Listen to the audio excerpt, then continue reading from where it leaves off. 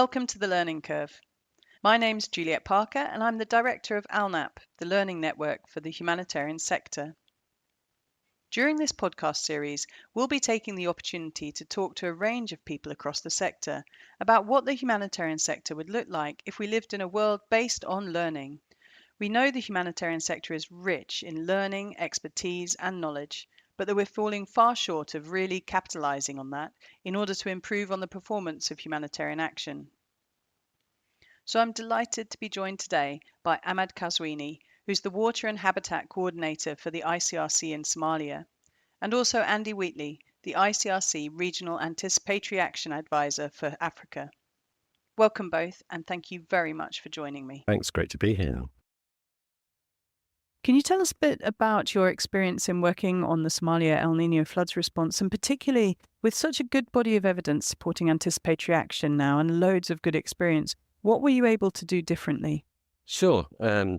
Starting in June, July last year, we got indications of likely severe flooding for southern Somalia. We took a decision to pivot in August. I think that's the first instance where ICRC has undertaken an anticipatory action-based approach at a whole of delegation level, based on climate science to anticipate, prepare and respond to a crisis before it actually happened. What was really exciting and what was really different about that is having time to prepare, something we rarely have in the humanitarian world. 2 months to get our house in order, to undertake outreach, to understand who was doing what, and to begin the logistics chain, pre-position items, restock health centres, and perhaps really interestingly, and perhaps Ahmad can talk more about this, but looking to actually reinforce and protect water sources so that those would continue to operate. Once we heard there's El Niño, we received the information from the cluster and the WASH cluster and from other sources. You receive the information that El Niño is coming. El Niño is coming to Somalia. The first issue that we faced was how to translate sometimes scientific information into realities. For the guys in the field, they wanted to know, okay, is my city going to be flooded or not? This is the question they were asking. And some of those people were saying, no, this is not going to happen. The trust of information is equally important as the information themselves. As a humanitarian organization, we have a plan and our budgets are yearly. So we have some planned projects going on. And when we had the knowledge that there will be El Niño, the first thing that we had to do is to say, maybe we should not do this project. Because in ICRC, in the International Committee of the Red Cross, we have the flexibility in moving the funds. And then it went to another question, is like what to do and where. And this is where we went into what's our mandate, where are the areas that have conflict, and our mandate is more needed, where other actors are working, and where should we work. How easy was it to persuade those within the organization to make the shifts? Was that easy? I think it was relatively easy. And surprisingly, since we're talking about learning, our head of delegation was here in 1997 and in the floods at that period. So when he heard that there is a possibility of something similar, he was alarmed right away. And it's surprising and also always amazing how just living an event like that stuck in his mind. And then whenever we heard, it's like, no, it's going to be serious. So it didn't need a lot of convincing, to be honest. And to add to that as well, I think that's really about a risk appetite and a willingness to take risks, to step into an area of uncertainty and having the confidence to move with that. I think people were very much on board with that, but it was with a sort of slight heavy heart, oh no, okay, we've just geared up for X, now we have to shift to Y. Yes, the reluctance to change a good plan Exactly. is always very hard as an organizational inertia, isn't it? I wonder, why the uncertainty then? Andy, you mentioned that there is uncertainty, but if you have the information and you have the experience, and floods aren't unusual in Somalia, are they? So there's a level of understanding there too. Why is there still an uncertainty, do you think? Our comfort spot is in responding to events rather than predicting events. Foresight is challenging. You're not always going to get it right. that's when you face those challenges of turning the supertanker around, and that's never easy. As a humanitarian workers, it's more rewarding in many cases to respond to an emergency that happens. It's happening. You know it's there, you get the funds, you do the action. We know in Somalia there will be climate hazards. We know there are going to be acute water diarrhea outbreaks and cholera outbreaks. We just don't know when, how acute, and where in exact location. So preparing would make absolute sense for everybody. Is being prepared and ready and having your stock. But then how would it look in your budget when you have this yearly budget, but you need to keep $200,000, $300,000 worth of stuff that you might not use? That's one of the things I always find interesting about anticipatory action is that we've been having these conversations for 15 years or more for definite. And so I wondered two things. Is there something that we're missing? Is there some information or evidence around the anticipatory action? Or is it, as you say, more of a cultural shift that we're struggling to make within the sector? The first thing is to understand this information, which is technical information, to the field and what does it mean. So one thing that is a little bit missing is trusted trigger information, like triggering elements. But for this to be there, it needs to be linked to a risk registry. So we need to have a risk registry and say, okay, when we are expecting the floods of like 80 to 90%, we need to activate these protocols. When we have this, we need to activate that. And I think this is something a little bit missing in the planning.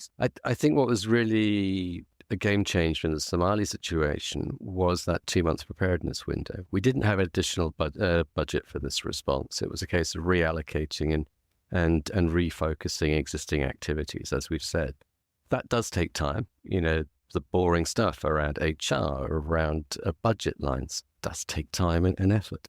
That 2-month window meant we weren't constantly playing catch up. We had time to undertake logistical purchases. We could buy in non-stressed markets. We could move items using our standard road routes rather than having to suddenly scramble for expensive planes and helicopters, etc.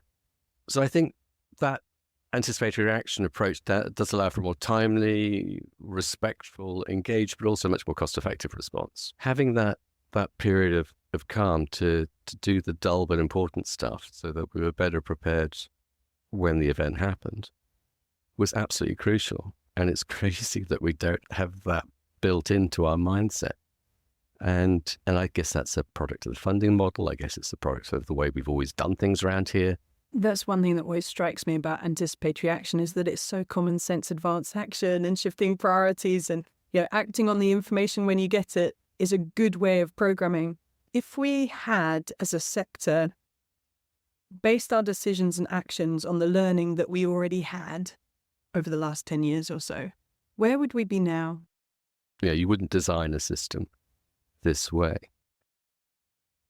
In terms of what it would look like, it's the obvious stuff. I think it would be doing the dull but important things right, strengthening capacity, training, undertaking practice drills, having granular contingency plans that everyone knows and is aware of and is familiar with. Having flexible funding that has crisis modifiers built in so that we can change direction, having that pre-agreed.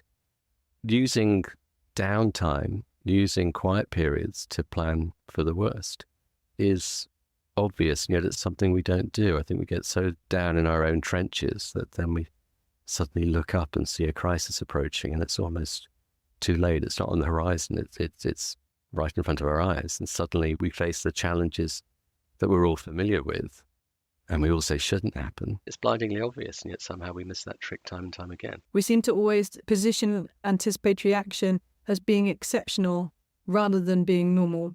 And I guess that's the learning shifts that we've been talking about. What can really make us move is, and what is stopping us, is the lack of anticipatory action protocols that is linked with clear risk registry in the delegation, in the context, basically.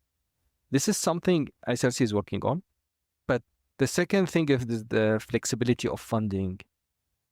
Because in anticipatory action, we will need to pre-position and prepare for events that might not happen. You cannot predict these events, like El Nino was at the end of the year. I started preparing in August. So basically we dealt with what is left.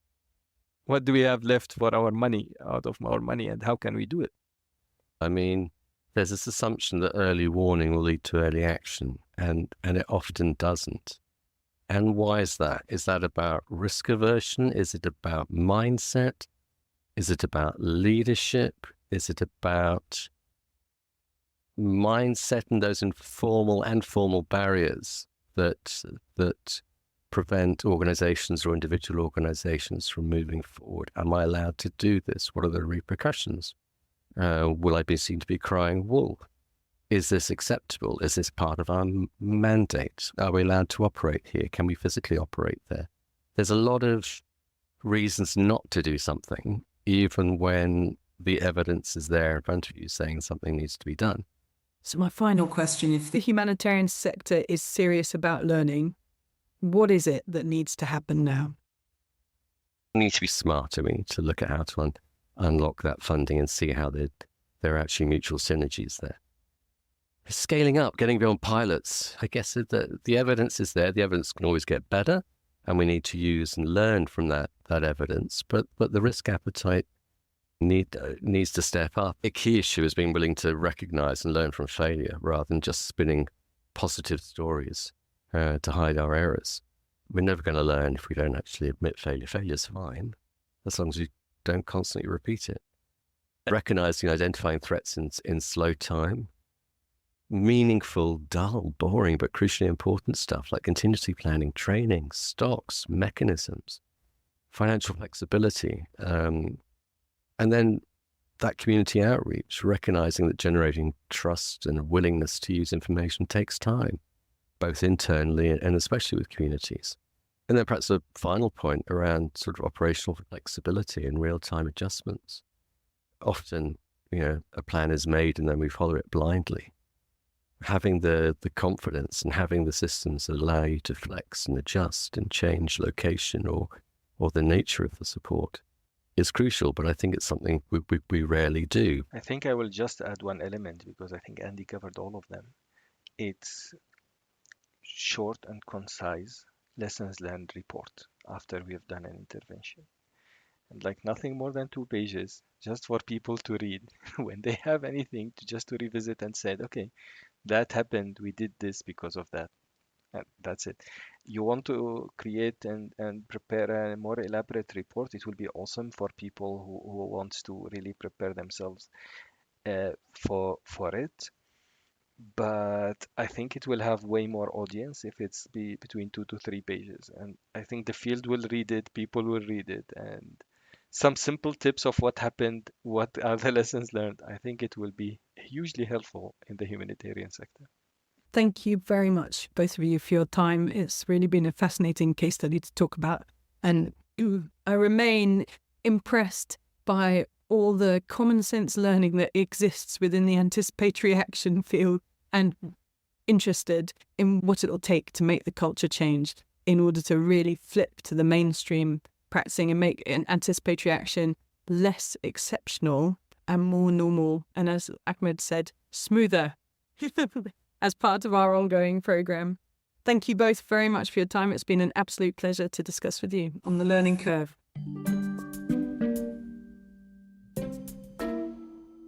In the next episode of The Learning Curve, I'll be talking to Ed Schenkenberg from here, Geneva, about a recent interagency humanitarian evaluation of the response to the crisis in northern Ethiopia.